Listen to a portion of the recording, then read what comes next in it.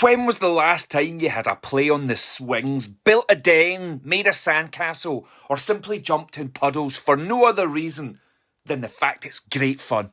Are you too grown up now, too sensible, too adult, too cool, too serious, too not playful? Imagine not being playful anymore. Actually makes me feel a bit sad. See, they say the potential of a puddle becomes overlooked with age. What would happen if at work, just as everybody was on a massive focus, you were to stand up and shout at the top of your lungs, "Floor is lava"? I'm going to guess almost nothing would happen. A few evil stares, perhaps. Do it in a classroom full of 7-year-olds and you've got chaos in your hands, kids diving onto their desks, standing on chairs, sitting with their feet in the air, all the while screaming and laughing. Or is it chaos? Maybe it's the opposite. Maybe it's pure harmony, just great fun together in that moment of pure play, all in it together with not a worry in the world apart from melting in the lava, obviously. And many of us have forgotten what that feels like. Not melting, but to be in that moment of play. See, a couple of years ago, I was invited to speak at a TEDx event. Now, this one was particularly special because it was to be held at St Andrews University, one of the most prestigious universities in the world. I was buzzing. I couldn't wait to do my thing. And the theme for the day was all around play, creativity, and rediscovering your inner child. Perfect, right up my street. And I wanted to try something completely different. So I decided that my talk would be all about why so many grown-ups just don't play anymore. And I wanted to come up with something that would essentially prove my point. So what could I do in a lecture theatre with 300 grown-ups to make this point?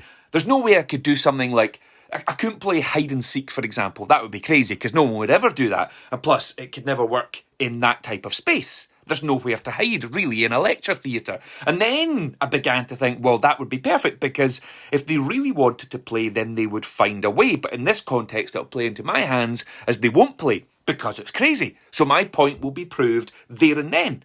As adults, we don't play anymore. Certainly not the way we used to. So, hide and seek it was. Now, to set the scene quickly, St Andrews University is well fancy. And I was nervous, partly because it was a TEDx event and partly because I know fine well I don't belong there. Our future king and queen went to this university. To be blunt, these aren't my people. So my imposter syndrome in that moment was kicking off in all sorts of ways. My self-talk, right, in that moment, in here, basically went like this. Shut the fuck up, Gav. Right, they've asked you to be here. Get in, attempt to play hide and seek, and get out. That was it. That's all I had for myself in that moment. I honestly don't believe anyone in the entire history of humankind has had that exact thought before giving a presentation at St Andrews University. So, the room filled quickly. There was 300 people. I was up first. The guy came on, introduced the event, kicked off. Up came me, 18 minutes. And I started off like this. So, I'm going to shut my eyes, everyone, and I'm going to count to 10, and you're all going to hide. So, there was this weird kind of ripple of nervousness in me, yes, but more so across the auditorium. The rules are you're not allowed to leave the room, right? So I'm thinking, in this moment, they're all just going to sit there looking at me with a weird expression, and this allows me to naturally roll into my main point that as adults, we just don't play anymore the way we used to because we fucking grew up, right? So, I'm saying to them, if you've never played hide and seek before, you've got exactly 10 seconds of me closing my eyes and counting to Google it and then get running. So I closed my eyes. 1. Right, I hadn't even got to 2 fucking seconds yet, and all I could hear was 300 seats pinging up. Ping, ping, ping, ping, ping. 300 people hitting the floor, leaping other seats, screaming, shoving, and laughing their heads off. Once again, the inner voice kicked in. Oh, shit.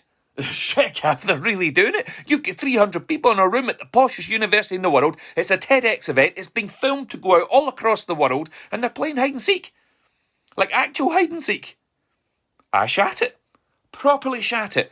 So what do I do now? By the way, this is all on YouTube. You can watch this whole thing. You'll find it. But then I had a moment, right? And you'll see it in my eyes on stage when it happens. A moment of pure magic, right? And here it is. See, if you give people the chance to play and be creative, they take it. I'll say it again. If you give people the chance to play and be creative, they'll take it. Think about it. We love to play. And we love to be creative. You do, I do, we all do. And if you don't love to play and be creative, then you've never done it properly. You've been doing it wrong or you've forgotten. And I reckon a lot of people the world over have forgotten how to play and what it actually feels like to let yourself go and just be in that moment of playfulness. But how often are you given the chance nowadays? See, we're adults, we kind of need our handheld. It's all back to front. You were once 4 and knew exactly what to do, right? But we've grown up. Some of us have forgotten. We've forgotten how to play. We need to be shown, retaught, reminded in many ways. When was the last time you gave yourself or others the opportunity to play? Do it right now. Or tomorrow at work. I dare you. A giant game of hide and seek. Others might be like, oh, how childish. They might just join in and piss themselves laughing.